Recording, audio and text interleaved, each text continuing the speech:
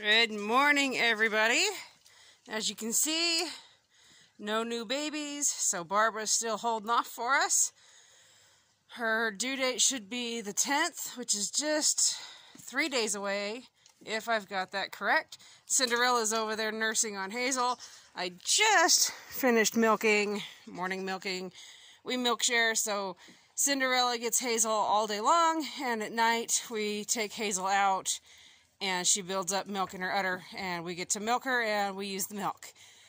But we had insane amounts of rain last night, and actually I'm out here in between rainstorms right now milking, but it's wet this morning, like a whole new level of wet. If you look at Barbara's feed here, there's holes drilled in there so that it will not collect water like that, but it's sitting just right. So as soon as I stop filming here in a second, I'm going to be going in here, flipping barrels, scraping pens out, and yeah, we've got a lot of rain in the forecast for today, so it's going to be a lot of just keeping the goats happy and dry.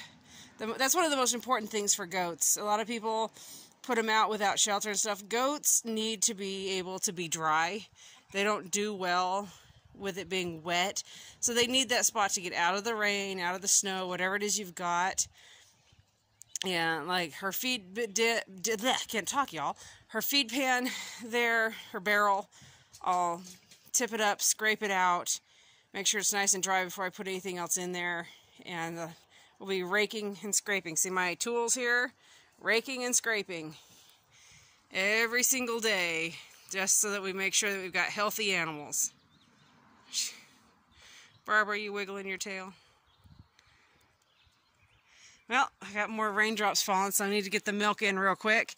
I gotta go strain it and then get it in the freezer for an hour so that we can drop the temperature really quickly, and that helps with the taste. A lot of people don't like the taste of goat milk. Well, if you get it cold very quickly, get it down to temp, it gets rid of that nasty flavor that can be in goat milk, or some people pick it up. But yep, oh gosh, here comes the rain. I've got to go in the house and get this milk taken care of.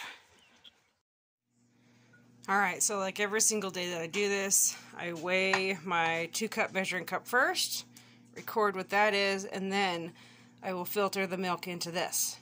But that way I've got a starting weight and then the end weight, so I can give a correct amount on how much we're getting.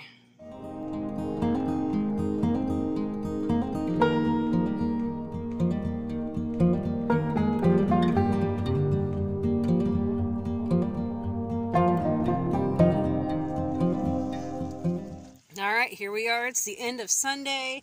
No baby or babies from Barbara yet. She's still holding on. But getting closer. Her udder's getting bigger. She's getting a little bit more moody. So it'll happen when it happens. But anxiously waiting. One of the things our goats really look forward to is when we get corn scraps. They absolutely love corn. But when it comes to the boys, the bucks and the wethers, we have to make sure that we go through the corn and make sure there's no ears of corn going into the boys. Boys are more prone to something called urinary calculi than the girls are. So we separate those and we give those to the girls. So Mama to be Barbara here, she's got some corn in there that she's enjoying. You can see Nikki and Piglet over there enjoying some corn. But these girls, they're the ones that, if there's corn that's on a cob, these girls really love that. I'm sure the girls could get urinary calculi, but it's just much more prone in the male goats than it is the girls. And typically it's with the grain, those dried grains, but we just don't risk it. In 2015, at one of the fairs, there was a 4-H'er that their goat came to the fair, and then a day or so into it, went down and it had urinary calculi, and that was absolutely heartbreaking to watch that animal suffer through that.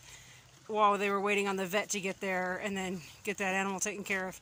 So anyway, we just do not risk it, and we make sure that none of our boys get any corn, whether it's in grain or on the cob fresh, just zero corn. They can have the husks, the leaves, all of that, but just none of the actual corn.